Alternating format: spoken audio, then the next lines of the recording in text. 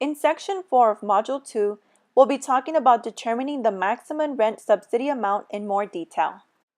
The monthly rental subsidy amount paid by the HOPWA rental program to the landlord for an approved unit will be determined based upon the calculation of the landlord charged rent, the utility allowance, and the calculated client portion of the rent based on the household's adjusted income.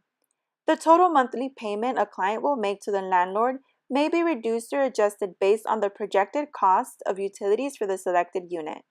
We'll talk more in detail about that in the next slide. In certain cases, a HOPWA rental assistance program may choose to provide assistance with rent and utility deposits using the Permanent Housing Placement Funds. This funding allows for payment of reasonable costs to move clients into permanent housing. Security deposit costs cannot exceed 2 months of rental costs. In addition to the security deposit, funds may also be used for utility connection fees and processing costs. Any returned rent and utility deposit should be returned directly to the program rather than to the client. Funds recaptured in this manner are considered program income and must be applied to future rental program or housing placement activities.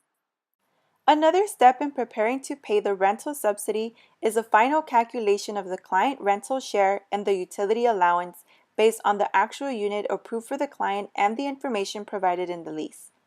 The monthly rental subsidy amount paid by the HOPWA rental program to the landlord for an approved unit will be determined based upon the calculation of the landlord charged rent, the utility allowance, and the calculated client portion of the rent based on the household's adjusted income. As mentioned earlier, the total monthly payment a client will make to the landlord may be reduced or adjusted based on the projected cost of utilities for the selected unit.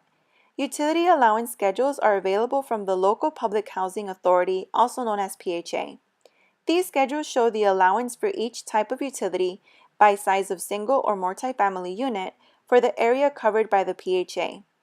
The table you see here is an example of a utility worksheet which helps determine the dollar amount of each utility that must be paid by the tenant.